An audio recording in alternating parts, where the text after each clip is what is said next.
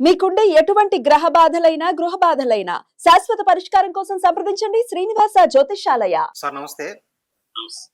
నేను ఈ సహస్ర కేసులో ఆ బాలుడు ఎవరైతే ఉన్నాడో ఒక వెంకట్ అనే బాలుడు కస్టడీలోకి తీసుకొని ఒక సీన్ రీకన్స్ట్రక్షన్ చేసినప్పుడు పిన్ టు పిన్ చాలా డీటెయిల్గా చెప్పాడంట. అయితే అది పోలీసులకు కూడా చాలా షాకింగ్గా ఉందని చెప్పి వార్తలు వస్తున్నాయి.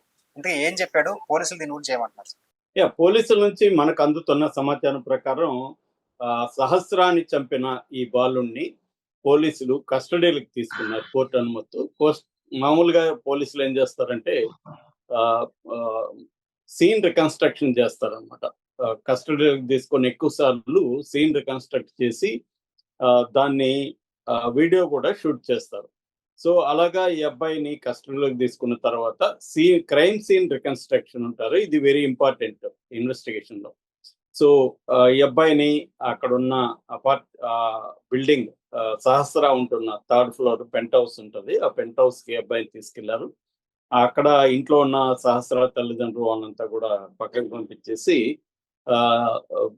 బందోబస్తు ఏర్పాటు చేసి ఈ అబ్బాయిని సీన్ రికన్స్ట్రక్షన్ చేశారు. అర్లీ మార్నింగ్ చేశారని చెప్తున్నారు. ఎందుకంటే మీడియా కానీ పబ్లిక్ కానీ లేకుండా చూసుకొని అర్లీ మార్నింగ్ సీన్ రికన్స్ట్రక్షన్ చేశారు. మామూలుగా చాలా మంది హంతకుల్ని వీళ్ళు ఇలా సీన్ రికన్స్ట్రక్షన్ చేశారు. కానీ ఈ సహస్ర హంతకుడైన 10th క్లాస్ అబ్బాయి వెంకట్ అబ్బాయి పేరు. ఈ అబ్బాయి చేసిన పద్ధతి, వాళ్ళకి వివరించిన పద్ధతి చూసి వాళ్ళే షాక్ అయ్యారని చెప్తున్నారు. మామూలుగా ప్రొఫెషనల్ కిల్లర్స్ కూడా ఇంత డీటెయిల్ గా ఇంత నీట్ గా వివరించరు. ఈ అబ్బాయి చాలా డీటెయిల్ గా వివరిస్తున్నాడు. అంటే అదేదో తనకు సంబంధం లేని విషయంలాగా ఎవరు మన రిపోర్టర్లు వెళ్ళి వివరిస్తే ఎలా ఉంటది అలాగా. అంటే ఒక డిస్పాషనేట్ అంటారు. అంటే మామూలుగా మనకి ఒక హత్య చేసినప్పుడు దాని తర్వాత గిల్ట్ కానీ లేకపోతే కొంత ఫియర్ కానీ లేకపోతే ఒక ఇబ్బంది ముఖ్యంగా పోలీసులతో డీల్ చేసేటప్పుడు ఎవరికైనా కూడా ఉంటదన్నమాట. కానీ ఈ అబ్బాయి అసలు అవేమి లేకుండా వాళ్ళ ఫ్రెండ్స్ కి ఏదైనా వివరిస్తుంటే ఎలా వివరిస్తారో అలాగా చాలా క్యాజువల్ గా చాలా మ్యాటర్ ఆఫ్ ఫ్యాక్ట్ లాగా వివరించాడని చెప్తున్నారు. సో అతను మొత్తం వాళ్ళ అపార్ట్మెంట్ నుంచి ఎలా దిగి కిందికి వచ్చాడు అంటే ఈ అబ్బాయి పక్క బిల్డింగ్ లో 4th ఫ్లోర్ లో ఉంటాడు. అక్కడి నుంచి ఎలా దిగి వచ్చాడు 9:30 9:45 ఆ ప్రాంతంలో. దాని తర్వాత 3rd ఫ్లోర్కి వచ్చి 3rd ఫ్లోర్ నుంచి వీళ్ళ అపార్ట్మెంట్ కి సహస్ర అపార్ట్మెంట్ కి 2 అడుగుల డిస్టెన్స్ లోనే ఉంటుంది. దాన్ని ఎలా దూకాడు, అక్కడి నుంచి సహస్ర అపార్ట్మెంట్ కి వెళ్ళడం, ఆ అమ్మాయి తలుపు లోపల లాక్ వేయలేదు, జారగిల్ల వేసింది, తలుపు దగ్గరికి వేసి ఆ అమ్మాయి టీవీ చూసుకుంటా ఉంది అనమాట. ఈ అబ్బాయి మెల్లగా లోపల టీవీ సౌండ్ ఈ అబ్బాయికి వినపడింది. సో ఈ అబ్బాయి ఏం చేశాడంటే మెల్లగా తలుపుని ఇలా లోపలికి తోసి చూస్తే అమ్మాయి టీవీ చూడడంలో నిమగ్నమైంది. ఈ అబ్బాయి తలుపు తీసిన సౌండ్ అమ్మాయికి కనపడలేదు, ఎందుకంటే సౌండ్ రాకుండా తీశాడు మెల్లగా. దాని తర్వాత బ్యాట్ ఆ అబ్బాయి పోలీసులకు చెప్పిన పద్ధతి ఏంటంటే తను వెళ్ళింది బ్యాట్ కోసం అని చెప్పాడు, క్రికెట్ బ్యాట్ కోసం. సో తన ఉద్దేశం అమ్మాయిని చంపడం కాదు, ఓన్లీ బ్యాట్ తీసుకొని వచ్చేయాలి. ఒకవేళ ఎవరైనా అమ్మాయి కానీ లేకపోతే ఇంకెవరైనా ఇంట్లో ఉండి వాళ్ళు ఏమైనా తనని ఆపడానికో పట్టుకోవడానికో ట్రై చేసినప్పుడు వాళ్ళని బెదిరించడానికి మాత్రమే కత్తి తీసుకెళ్లాను అనేది ఆ అబ్బాయి పోలీసులకు చెప్పాడు. సో కత్తి చేతిలో పట్టుకున్నాడు, మెల్లగా వెళ్ళి ఆ బ్యాట్, ఎందుకంటే ఆ అబ్బాయి ఇంతకు ముందు కూడా ఆ ఇంటికి వెళ్ళాడు కొన్నిసార్లు. రీసెంట్ గా ఈ అమ్మాయి బర్త్డే కూడా వెళ్ళి ఆ అమ్మాయి కేక్ కూడా తినిపించాడు. కాబట్టి ఆ అబ్బాయికి బ్యాట్ ఎక్కడ పెడతారు, ఆ ఇంట్లో ఏమేమి ఎక్కడ ఉంటాయి కూడా బాగా తెలుసు. సో బ్యాట్ తీసుకొని వచ్చేయాలనేది ఈ అబ్బాయి ప్లాన్ అని వివరించాడు. సో తను ఎలా బ్యాట్ తీసుకున్నాడు, ఆ అమ్మాయి ప్లేస్ లో ఒక పోలీస్ అతను కూర్చోబెట్టి టీవీ కూడా వాచ్ ఇచ్చారు. సో అతను వాచ్ చేస్తున్నప్పుడు ఈ అబ్బాయి లోపలికి వెళ్ళి ఆ బ్యాట్ తీసుకొని వస్తున్నప్పుడు ఆ సహస్ర ప్లేస్ లో ఉన్న పోలీస్ అతను వెనక్కి తిరిగి ఆగురు బ్యాట్ తీసుకెళ్తున్నావు దొంగ అని అరవడం, ఈ అబ్బాయి అప్పటికి కూడా వచ్చేస్తుండడం. దాంతో ఆ పోలీస్ అతను టీ షర్ట్ పట్టుకున్నాడు. దాంతో ఇతను కత్తితో ఎలా పొడిచాడో, కత్తి లేకుండా ఊరికే చేతి చూపించమని చెప్పారు పోలీస్ అతన్ని. సో అతను మొత్తం యాక్ట్ చేసి కూడా చూపించాడంట, ఇలా నేను కత్తితో పొడిచాను, పడిపోయింది, పడిపోయినాక మీద కూర్చొని కళ్ళు మూసుకొని నేను ఎక్కడ పడితే అక్కడ పొడిచేశాను అని అతను ఏ పద్ధతిలో పొడిచాడో అవన్నీ కూడా డీటెయిల్ గా వివరించాడని చెప్తున్నారు. దానంతా కూడా వీళ్ళు వీడియో తీశారు. ఎందుకంటే ఈ అబ్బాయికి మనకు తెలుసు, ఆల్రెడీ చాలాసార్లు చెప్పుకున్నాం, మైనర్ కాబట్టి ఈ అబ్బాయికి మామూలుగా అయితే ఈ కైండ్ ఆఫ్ హత్య చేసిన వాళ్ళకి ఉరిశిక్ష ఖాయం ఇండియాలో.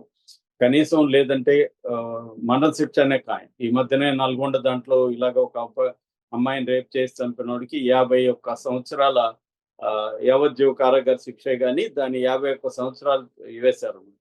జనరల్ గా డెత్ పనిష్మెంట్ కానీ లేకపోతే లైఫ్ ఇంప్రిజన్మెంట్ అంటారు, అంటే జీవిత కాలం జైల్లో ఉండడం. చాలా మందికి తెలియంది ఏంటంటే ఇండియాలో లైఫ్ అంటే 14 ఏళ్ళు అనుకుంటారు సినిమాలు చూసి. అది అబద్ధం. 14 ఏళ్ళు కాదు, జీవితాంతం జైల్లో ఉండాల్సిందే. మనకిప్పుడు చలపతి విజయవర్ధనం చిలకలూరిపేట దహనం కేసులో 33 ఏళ్ళుగా జైల్లో ఉన్నారు, వాళ్ళకి లైఫ్ పడింది. అలాగే నాకు తెలిసిన ఒక మాజీ నక్సలైట్ 26 ఏళ్ళుగా జైల్లో ఉన్నాడు. అలాగే చాలా మంది లైఫ్ అనుకుంటే లైఫే అనమాట ఇండియాలో, 14 ఏళ్ళు కాదు. కాకపోతే ఏంటంటే 14 ఏళ్ల తర్వాత రాష్ట్ర ప్రభుత్వాలు క్షమాభిక్ష పెట్టచ్చు. అందువల్ల ఈ మ్యాక్సిమం మంచి ప్రవర్తన, సత్ప్రవర్తన అదంతా ఉంటే వాళ్ళకి రిమిషన్ ఇస్తారు. రిమిషన్ తో పాటు జనరల్ ఆమ్నెస్టీ అంటారు, జనరల్ ఆమ్నెస్టీ పెట్టి వాళ్ళని బయటికి వదులుతారు.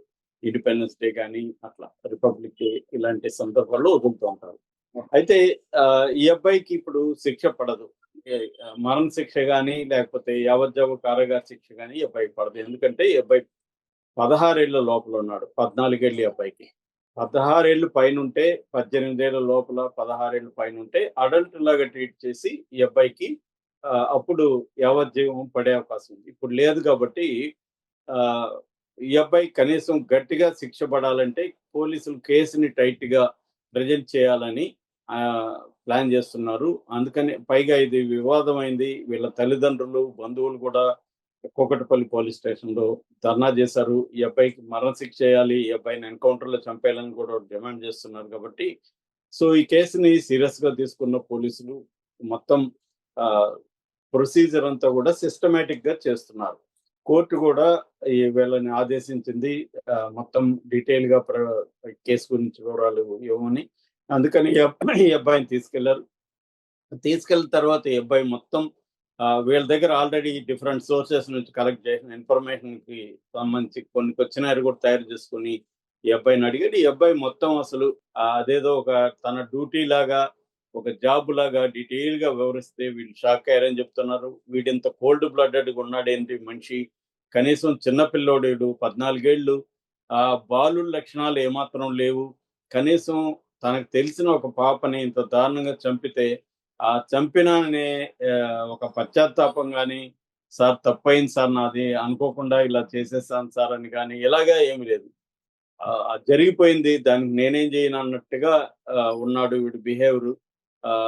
మేబీ అతను చూసిన క్రైమ్ సిరీస్, సిఐడి లాంటి హిందీ వెబ్ సిరీస్ ఇవన్నీ అతను మైండ్లోకి వెళ్ళిపోయి అతను ఒక విచిత్రమైన ఎక్స్పీరియన్స్ ఉన్న క్రిమినల్ లాగానే బిహేవ్ చేస్తున్నాడు తప్ప అతను ఒక 10th క్లాస్ చదువుతున్న పిల్లవాళ్ళలాగా బిహేవ్ చేయట్లేదు అని పోలీసులు షాక్ అయ్యారని చెప్తున్నారు. దాని తర్వాత స్టేషన్కి తీసుకొచ్చి కూడా అబ్బాయి దగ్గర డీటెయిల్ స్టేట్మెంట్ మొత్తం వీళ్ళ డౌట్లు ఇవన్నీ కూడా అడిగారు. అంటే మన లాంటి వాళ్ళు చాలా మంది డౌట్లు రైజ్ చేసాం. ఈ అబ్బాయి బ్యాట్ కోసం పోతే కత్తి ఎందుకు తీసుకెళ్లాడు, బ్యాట్ కోసం చంపుతాడా మనిషిని, ఇప్పుడు మహా అంటే ఏం చేయబోతుంది అమ్మాయి, వాళ్ళ నాన్నకి చెప్తుంది బ్యాట్ ఎత్తుకుపోయాడని. ఒక ఇంట్లోకి వెళ్ళి పైగా తెలిసినోడు ఈ అబ్బాయి, పరాయివాడు కాదు. సో నేను అవును బ్యాట్ ఎత్తుకొని వచ్చాను, ఆడుకుందాం అనుకున్నాను, మళ్ళీ ఇచ్చేద్దామని వచ్చానని చెప్పేయచ్చు. సో దానివల్ల అతనికి ఏమీ కొంపలు మునగదు. సో అతనికి ఆ కైండ్ ఆఫ్ నాలెడ్జ్ కూడా ఉంది. కాబట్టి బ్యాట్ కోసం ఇతను హత్య చేశాడంటే ఎవరు కూడా నమ్మట్లేదు. దీని వెనక ఇంకేమో ఉందని అంటున్నారు. దీన్నంతా కూడా వాళ్ళు పోలీసులు విచారించారని చెప్తున్నారు.